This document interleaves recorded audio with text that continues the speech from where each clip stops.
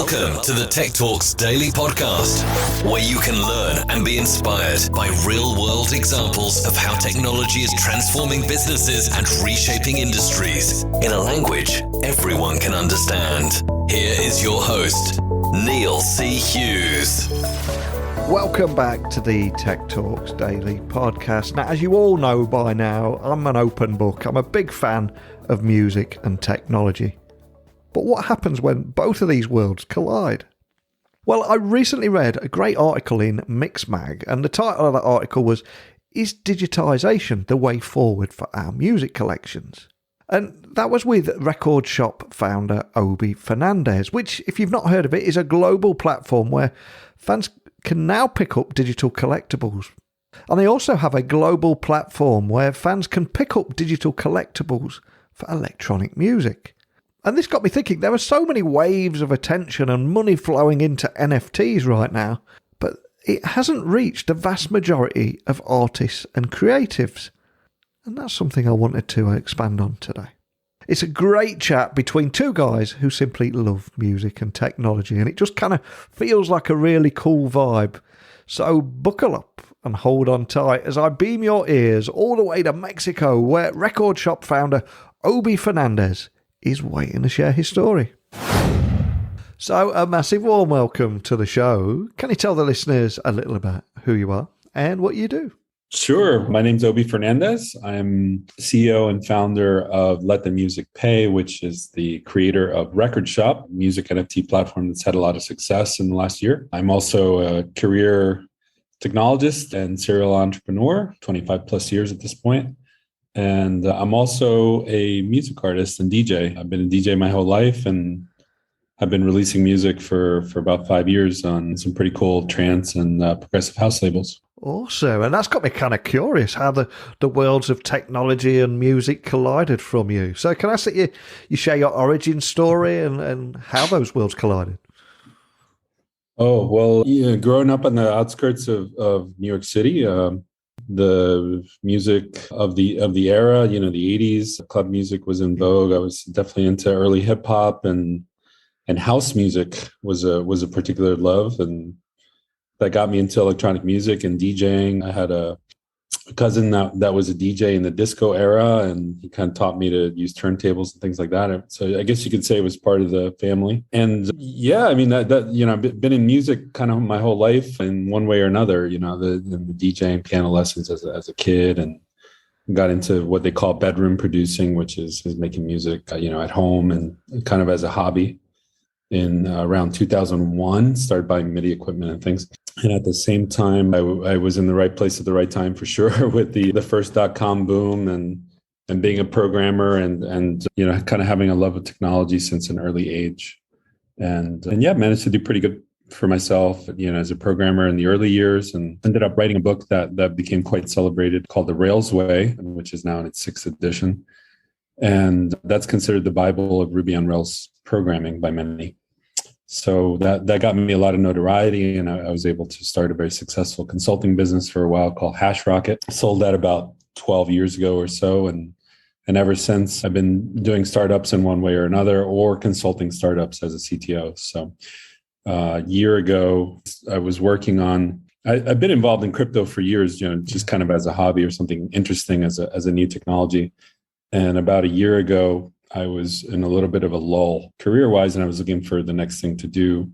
And I wasn't quite ready to fully retire from technology yet, and started looking at the possibility of doing something music-related with NFTs, because NFTs were clearly going to become kind of a next big thing. And for a while, I was working on an idea of sending your vinyl to a vault. I don't know if you have vinyl records, but yes. They're kind of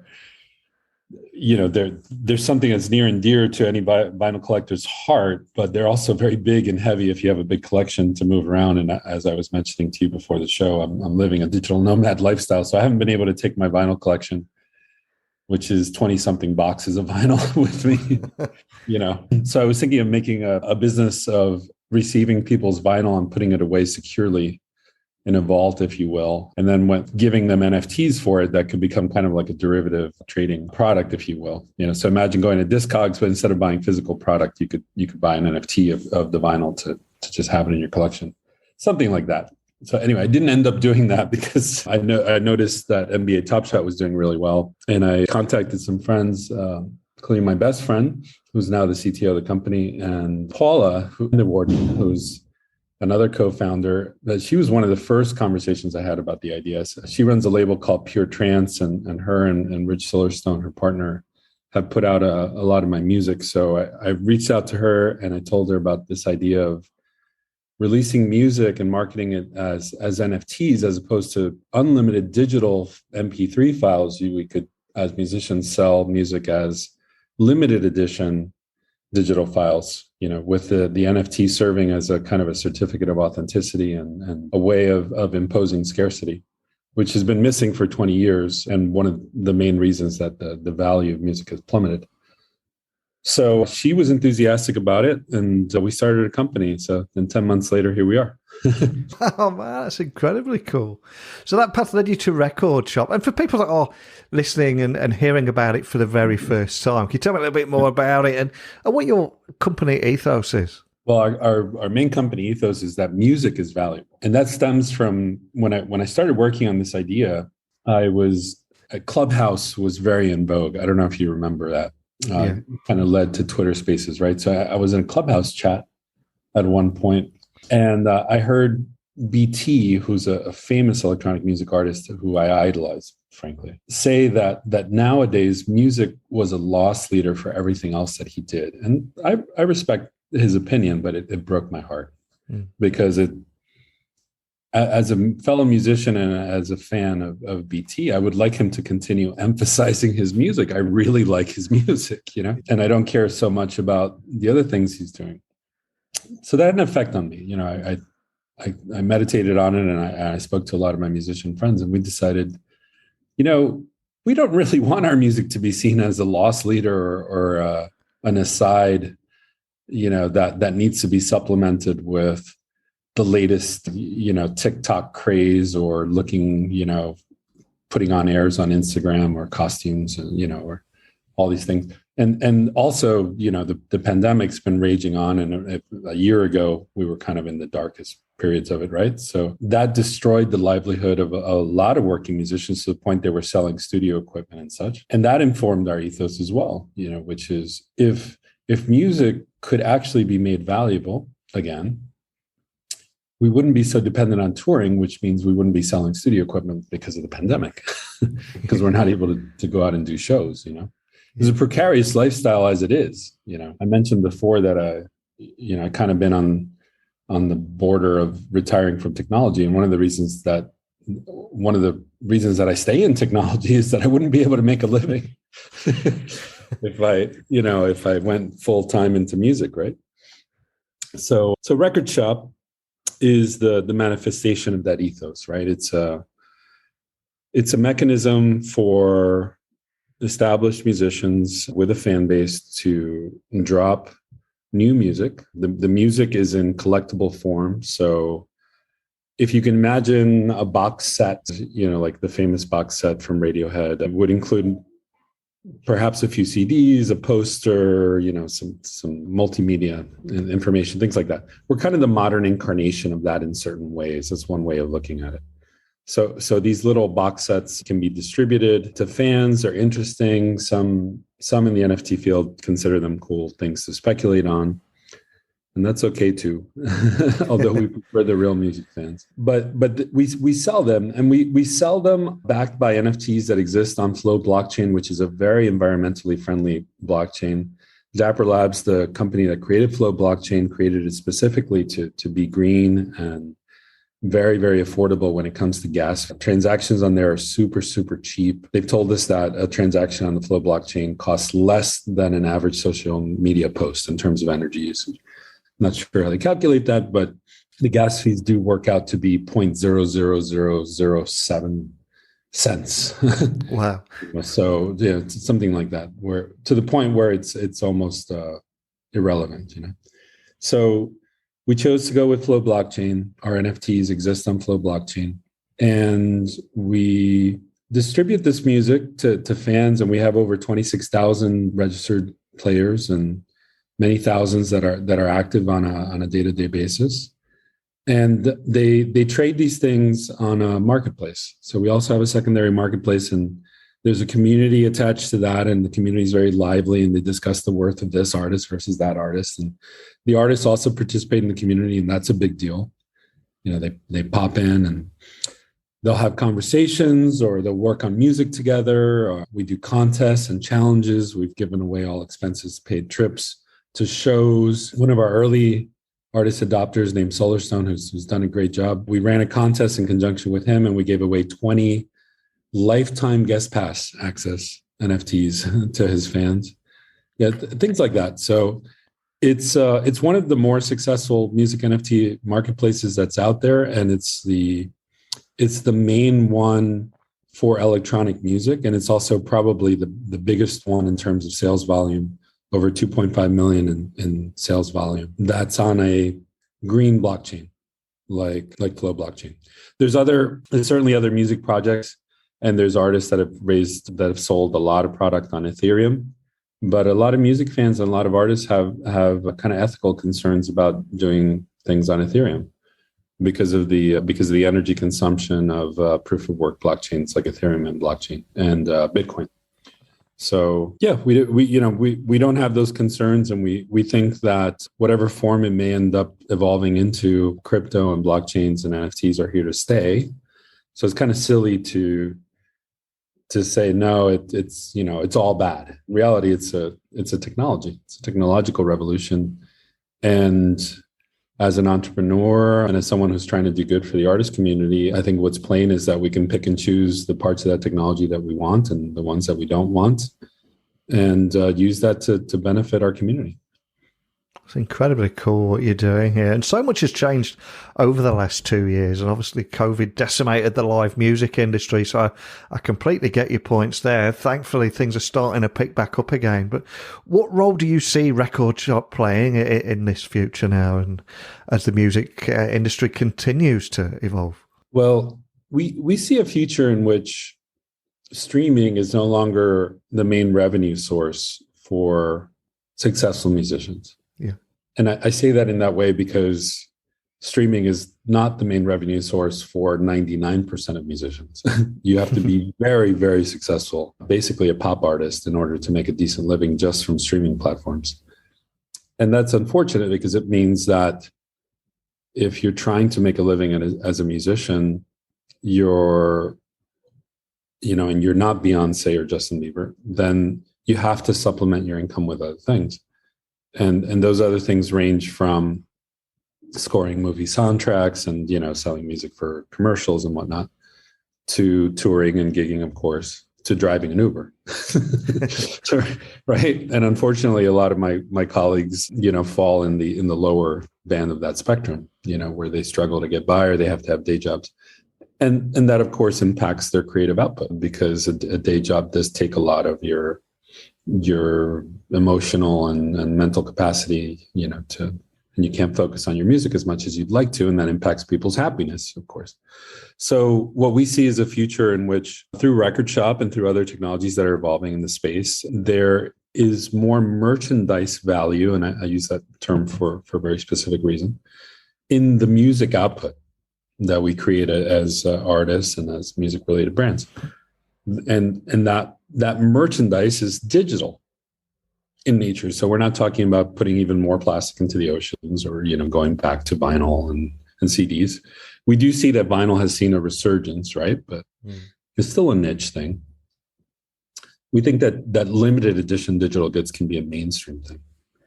Like we do think that there's value not just for the artists in selling merchandise that lets them make a living, but also for the fans. And if you're a fan listening to this, you might be cringing a bit, because if you read between the lines, what I'm saying is, please give musicians more money. But I'll tell you why it makes sense and why it's actually a net win. Humans value what they pay for. And conversely, they don't value so much what they don't pay for, right? And this is just kind of a basic thing that I've seen demonstrated over and over again with these kinds of technologies. And I've seen it in my own Record Shop community. We see it almost every day, where someone in some way will express a thought or a sentiment similar to what I'm about to say. Wow, I bought this pack and I'm going through it and I'm listening to all the music and I'm reading all the descriptions, and I didn't even know I loved techno, and I love techno. So we see this again and again, and we do think that there's a strong correlation to the fact that they're paying for that product.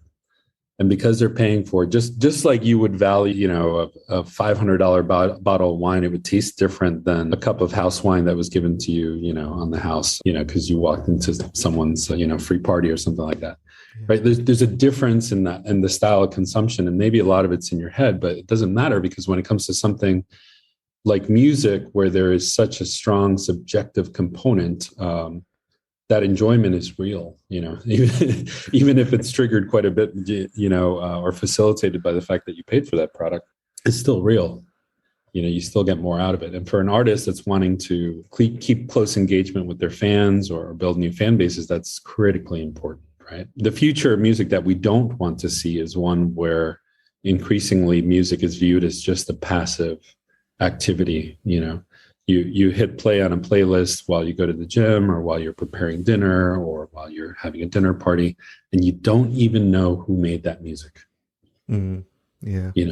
Because in that future that Spotify and their ilk are building, musicians are now just cogs in a machine. There's no actual, there's very little satisfaction to actually being a musician was always kind of a thankless job anyway, in certain regards, especially a working musician, and certainly most working musicians out there work in kind of thankless roles like music teachers and band lead coaches and stuff like that. But we do see a future where some of this technology that's coming about with blockchain and NFTs does result in kind of a better quality of life and more happiness for musicians around the world. This global platform where people can use Record Shop as a business and music fan, that's something that really captured my imagination, and one of the reasons I invited you on here today. But for people listening anywhere in the world, could you just walk a music fan or an artist listening through how it all works? Sure. Well, first, as an artist. Yeah. Right now, we're curated, because what we've seen on other platforms with open access is that there's a lot of bad actors out there that will try to take advantage of whatever you put out there. So by some accounts, 80% of the music that's available on open NFT platforms is pirated or, made, put up there by bad actors, right? Stolen. So that's no good. On our platform, we're very much about the artist and the benefit of the artist. And that means that right now we're curated. So if you want to be on the platform, there's ways that you can get in touch with us, and we'll work with you to get you on board. And we are expanding genres later this year. We're moving into peripheral kind of genres from electronic music. So hip hop and maybe some of the indie dance, getting into alternative rock and things like that. Latin music as well as an area. So anyway, as an artist, and when we onboard you, we work out the paperwork, of course, and there's a revenue share component. We do a lot of the work for you, so we take a little bit, not as much as major music labels or anything like that. And then in return, what you get is a team, and there's over 70 of us worldwide, that will work with you on a marketing strategy to be able to reach your fans, and also on the product itself. And we have creative producers that will help take the raw material that you have, which is mostly music, and maybe some photographs and videos, and put it together into digital collectible form. And that digital collectible form kind of looks like a Panini or, a Pokemon card sort of thing. Not in the sense that it's childish, but, in the sense that it takes that format, right? There's a cover image, and there's a back, and the back identifies the card that your card belongs to. And we generally try to create at least 12 or 15 cards for an artist or brand to showcase their work. And if it's an artist card, we'll put your picture on the front, of course, or your logo, whatever you want. And we'll put some representative music in there, some radio edits, maybe your hits or maybe your latest release, something like that. And then the rest of the cards can be other things, including, strangely enough, you might say, digital merch, which is, can be a digital representation of a T-shirt or a cap. or in the case of one of our labels, dog tags. And, maybe someday we give you the ability to put that T-shirt or cap or dog tags on your virtual avatar, but that's not a reality yet, frankly. But the idea is there, right? And then we create those packages and we drop them. And the drop is limited edition. And this has been pioneered by brands like Supreme and Adidas, where they created an event around the release of a limited edition set of goods. So like, for instance, yesterday we did a drop for a label called Unity Records. The owner, Davian's a great guy. We've been working with him for months. And that set had, I think, about 23 cards or something like that. And the packs had 4 cards in them. You didn't know what you were going to get. You're going to get 4 different types of cards. But it's a little bit of a mystery what you're going to get. And we sold 1,000 of those packs. They sold out in an hour, which is perfect. And they were sold at $18. So gross sales of $18,000 yesterday. The lion's share of that goes to the artist. So that's a great little commercial event for the artist, and his fans are happy because they got cool digital goods to collect, and that gets them a chance to know Damien and the artist on his label and enjoy their music. And I would imagine there's a number of different ways you could have approached this. So I'm curious, what was it that made you use blockchain technology in a way that benefits artists and the music business? Is there a story there? So it has to do with a kind of token that you can put on the blockchain. So the blockchain is just a ledger of ownership. And when we're talking about cryptocurrency, those tokens are referred to as being fungible, just like if I have $1 and you have $1, we can, meaning cash currency, we can trade it. I can give you the $1, you give me another $1. It doesn't matter. All the dollars are functionally the same. And that property is referred to as fungibility. And blockchains also have a different kind of ledger, which is that they can keep track of what are called non-fungible tokens, or in other words, digital property.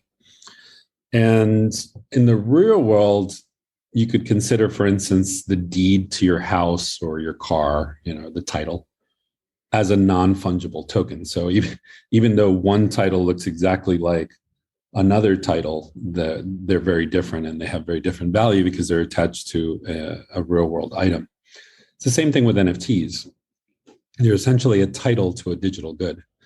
And that digital good is, in the case of record shop, a piece of music or a music packaging, let's say. And in fact, we trademarked the next format because we think that packaging music in this way represents the next in line in a succession from vinyl to cassettes to CDs to MP3s. And this is the next format. So, and what NFTs do for us is nothing more than just establish the authenticity of that good. But the fact that you attach an NFT to a digital good has this amazing magical power. And I hate to put it in those terms, but it's almost like magic in the sense that the people who buy them feel like they're tangible goods. So they're still essentially a digital file that can be copied at will. However, the fact that it is certifiably provable that particular version of the digital file, that particular copy is yours and it's no one else, gives it a sense of being like a CD, like a vinyl, like a physical good. And I can imagine some of the listeners going, bullshit, or objecting to it and saying it's not a tangible good, it's a digital good. And you can right click and save it and copy it and do all these things. And the point is that that's besides the point. We, in the music industry for 20 years, we've been dealing with the fallout from Napster and piracy. And at this point, I can tell you as an artist that we know that everything is pirated. We know that it is very simple to copy things. And at this point, we've been forced to not care. I remember the first time I saw my music included in a big torrent distribution, and I celebrated. I literally put my arms up and pumped my fists. Said, yes, the pirates finally noticed me. That means I've made it, because my music was being distributed for free. And you can say that's a screwed up state of affairs. And yeah, it is a little bit of a screwed up state of affairs, but it's the reality. And the reality is that people that are going to pirate your music are not going to pay you for the music. There's no circumstances with, in many cases, they don't even have the money to pay, right? As one of the reasons piracy is so rampant is because this technology is spread around the world. It's spread to places where there is no disposable income to pay for things like music because you can barely pay to get a meal on the table. So that's fine. So what we look for is a way to create goods that your fans can buy and they can feel good about supporting, and they can feel that they got something of value. And what we're finding more and more as the adoption curve ramps up is that more and more mainstream music fans are finding enjoyment in supporting their favorite artists in this way, right? There's certainly still obstacles to go, and we're still very early on, but it's undoubtedly going to happen. It's just too smart, let's say, for everyone involved. And once you eliminate a lot of the PR concerns around the environment, whether it's environmentally friendly or not, or whether it's a sellout or not, eventually it will just become a fact of life. And an interesting metaphor, perhaps, some of your listeners who are electronic music fans or DJs or involved, with that scene might remember that 10 plus years ago, it was a very big topic of conversation whether a DJ was digital or not, because we were still in the transition period from DJs using analog gear like turntables. And as more and more DJs started adopting MP3s and using computers and things like that, it was a point of conversation and sometimes heated argument and debate whether a DJ was using a laptop up on stage or using other kinds of gear. And it was something that fans really cared about and they argued about. And nowadays, not so much, in fact, almost not at all. Like for years now, it's just become a moot point, because that's the nature of technology adoption, right? Like as things change and technology is adopted, there is an argument and there's a debate about, whether someone is better than the other person because they use this technology or that technology. And eventually, if a technology does pose significant benefits for everyone involved, eventually just gets accepted and becomes a fact of life, right? So we do see this happening with Record Shop. And since we're all musicians ourselves at the company, 80% of us are DJs, producers, musicians at different stripes. We look at it and we say, okay, well, we want to build a product that we ideally want to have in this future that we're building. And that's what we've gone about doing. Awesome. What would you say makes Record Shop stand out from all the other NFT platforms? Is it that unique focus on the music industry, would you say? I think it's that we stand slightly astride, let's say, or on the edges of the crypto culture. I'm not a crypto bro, and the crypto world is kind of its own subculture very much. And you see this reflected in some of the articles that portray what NFT culture is. And I won't get into that too much, but, it's certainly left up to the listener's discretion if they want to go into seeing what that subculture is about. But we really kind of stand on the sidelines almost, and that's earned us some amount of, I would say, scrutiny and scorn from people who are in the crypto industry.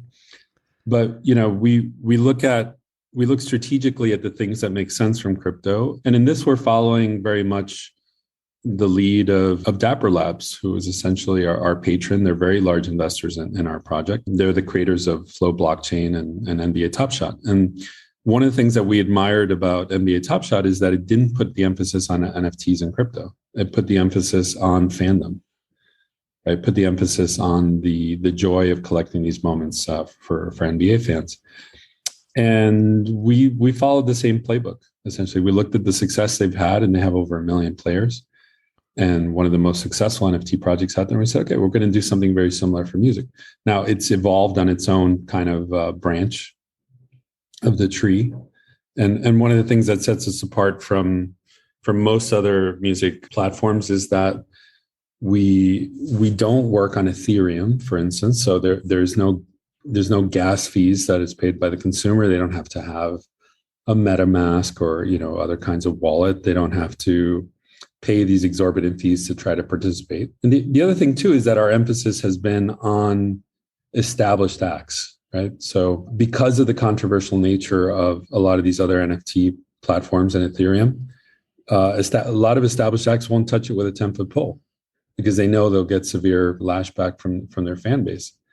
So we took a strategic decision to focus on established acts and give them a vehicle for participating in this new opportunity without having to be dodging the landmines present in the crypto subculture. I would say that's the main difference. If we get really into the feature list of the platform and the way that it works, it is a rabbit hole in the sense that it has a lot of gamification.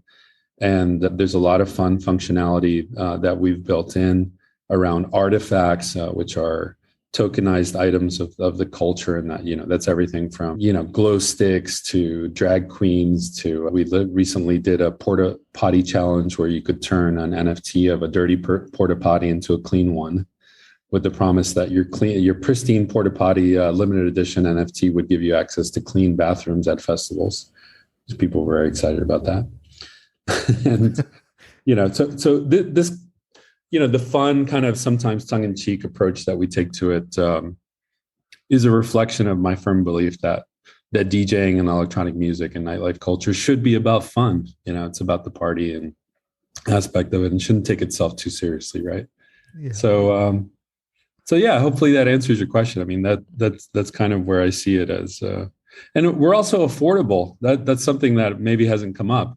But our NFTs usually, if you buy them on the secondary marketplace, usually go for $1 or $2. If you buy the packs, they're usually anywhere from $10 to $20. They're sold in dollars, priced in dollars, not in Ethereum. And you can generally get cool stuff, for a very affordable amount of price. You can build a collection for a very affordable amount of money, which is very different than some of the other platforms where, since they cater to people with crypto, and there's a lot of people out there with a lot of crypto, and for them throwing 1 or 2 ETH around to buy an NFT is no big deal. But for those of us that don't have huge crypto holdings, that 1 or 2 ETH is $5,000 to $10,000 or whatever it might be. So that's not so easy to throw around on a digital file, And we plan to strike that balance where, there's a few things on the platform that are worth hundreds or thousands of dollars, but for the most part, it's very accessible to the ordinary fan. And that's very important to us. It's very important to us to maintain that mainstream appeal. And you mentioned there's so much cool stuff out there and affordable too. So what have been some of the most popular items and drops so far on the platform? There's an artist I want to call out because he's just been great. His name is Todd Terry. Yeah. And if there's any house heads listening, you might recognize the name Todd Terry. He's considered one of the godfathers of house music. He was one of the originators of New York house music. And I've been a fan of his for a while. And we recruited him to the platform, and we created a drop around him called What the House, which featured primarily his content and a couple of others. And he's been great. He engages with the community. He pops into our Discord chat and chats with the community. We recently did an interview with him on Twitch. I don't know if you've probably heard of Twitch. It's a big platform for live streaming, of course. Sorry, but that's a big part of how we engage with our community. So he did a live mix for us, and it was a lot of fun. And I'm dying to get that mix reproduced on the site somehow, because it was just so good. But the chance to work with these legends is actually pretty cool because we're revitalizing in certain ways. No disrespect. I mean, Todd still goes out and rocks a party, and he gets booked, for good money in different places around the world. But we know that, he was struggling just like many other artists during pandemic, and this has been a big game changer for him, And so that went very well. I mean, there's been occasions where we almost did too well for our own good. We did 14 drops last year, and the 4th drop in particular, I remember we sold out thousands of packs in 4 minutes, and the buying activity was so intense that we actually took down Shopify, which is our Shopify shop is a big component in how we sell our packs. And so you got to realize I had the idea for the company in March, started the company in April, and dropped our first drop in August on a completely custom new code base that integrated with Shopify. So was a very quick cycle to get the minimum viable product, as they say, MVP, out the door. But yeah, that fourth drop was crazy. There was so much intense activity that sold out in 4 minutes. And I call it the best of times and the worst of times, because even though the activity was so intense and we were all high-fiving about how fast we sold out and having taken down Shopify for 30 seconds, which is a huge network. In reality, it locked out a lot of fans. What we heard loud and clear from the community after that was like, hey, I was in the bathroom and I missed the drop. Like it's not good that it sells out so fast, because it actually leaves a lot of people, including people that we invested a lot in marketing to and trying to attract attention to, and they were left out in the cold, right? So and plus it's the middle of the night. No matter when you do a drop, if you do it at only one time in the day, someone in the world is going to be in the middle of the night, time for them. So you get what I mean? Cool. Yeah, man. It shows you the power of getting Todd the God on board as well, right? Yeah. Todd the God. Okay, there you go. Todd. Yeah. But we have other legendary figures as well, especially from that era. We have Crystal Waters. Yeah. We have Juan Atkins, who's credited with kind of inventing techno. DJ Pierre, who invented Acid House. We have a lot of luminaries and a lot of even some people who are still coming down the pike as far as releasing content. A lot of legendary drum and bass labels. Fenbath and Cocoon is coming up. Mark Knight and Tool Room. Marcus Schultz and Cold Harbor, I believe, is coming up next week. Gareth Emery's an investor in the platform. I've known him for several years, and I got involved in a startup that he had previously been involved in this space, and learned a lot. So, there's a lot of good stuff coming up, and that emphasis on artists that have established fan bases and who have paid their dues and worked really hard, and giving them a chance to compete in this particular new economy. That's a big focus for us. And we think the fans, even though we're under the radar to a certain extent now, and I'll admit that, I think in time you'll see us break through in a big way. Well, it's incredibly cool what you're doing here. So where do you think the music technology space is going next? Where do you go from here, do you think? Well, it's I think the evolution of the space is more towards the artists having a closer relationship with their fans. Yeah. So I'll give you an example. The Disco Fries are an EDM act based in New Jersey. They're not the biggest in the world. They're no Tiesto, right? But they have a decent following. And they've done really well on our platform. And they've been in a number of drops. We did a challenge with them where we challenged the community to participate in creating a track together with the Disco Fries. 250 fans signed up. And those 250 fans got access to a private chat room. And then they did a live video session on Twitch that was watched by 900 people. And those 250 fans and the Disco Fries, along with Lena Leon, who's a well-known EDM singer, created a track together, and they made decisions about the arrangement and about the melody and the lyrics and the title of the song. And the 250 fans got co-production credit on that track. And that track is on the verge of being revealed in a few days in its final mastered form. But the Disco Fries and those 250 fans will get collectible NFT editions of that track as their reward for participating to create. So I'm not saying that the whole music industry is going that way. I'm not saying that an artist would want to do that every day or, have 250 co-production, co-producers for every track that they do. Not at all. But that close relationship, the upgrading of the fan artist relationship to something where dozens, if not hundreds of fans have close access, to that artist in ways that was never possible before. I think that's the future. I think it's safe to say that's the future because, for better or worse, we exist in this intense attention economy. You know what I'm talking about, right? Yeah. And music as a passive activity loses. And as much as it kills me to say that, it loses in the attention economy. It cannot compete with TikTok, with video games, and if you see any kid nowadays, I mean, my 13-year-old, not so much, because we control we try anyway, trying to control his intake. But, certainly the default mode for the youngest generation seems to be that they're sitting on the couch. They have an iPad in their lap, they have their phone next to them, and the TV's on, and there's probably music playing in the kitchen, at the same time. So, I mean, it's this overstimulated, thing, which, I'm not going to rail against, because that would make me sound as old as I am.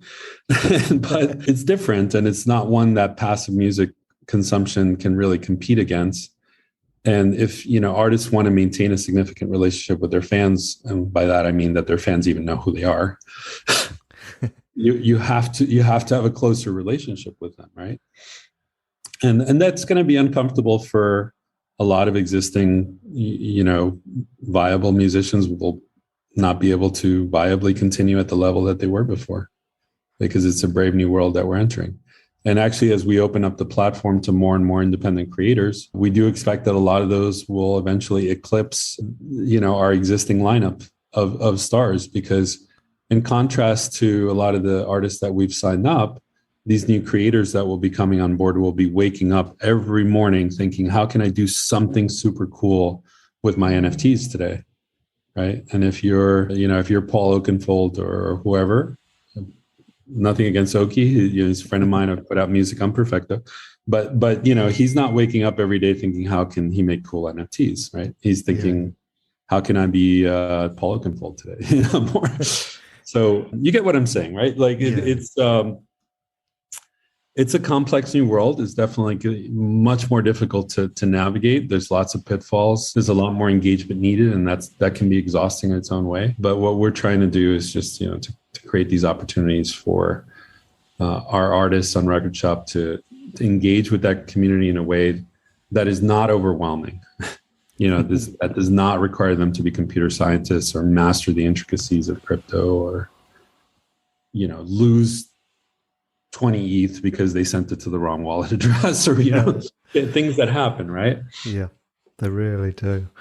Well, there's so much I loved about our conversation. We've covered so much in a short amount of time. But before I let you go, a question I always like to ask my guests before they go is if there is a song or piece of music or anything that's inspired them throughout their career, and let us know, and we'll add it to our Spotify playlist. So is there anything that stands out to you? Is there one bit of earworm or something that means something to you that you could share with us?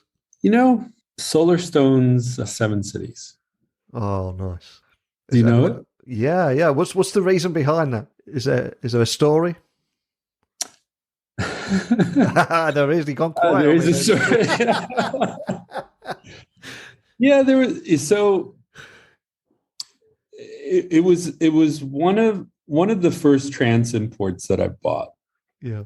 So I first learned the trance in the late 90s, but I was still very much a house head and DJing a lot of house music, and actually a lot of Latin music as well, merengue, salsa, etc. But in the very late 90s, I moved to Atlanta, and I started hanging out with ravers and then going to raves, Nike Pavilion, and different kind of famous raves in the Southeast. And there was one particular rave that we were coming back. It was me and my friends. It was very early in the morning, and we were still very much in the mood, if you will. And we popped in a cassette, and we were listening to a mix, and I just have this memory of listening to 7 Cities and having just the waves of emotion just wash over me. The gratitude for my friends and the gratitude for the joy that the music can give us. And, if there's fellow fans of classic trance listening, that was a very special era, that's almost hard to see how it could be replicated. Right.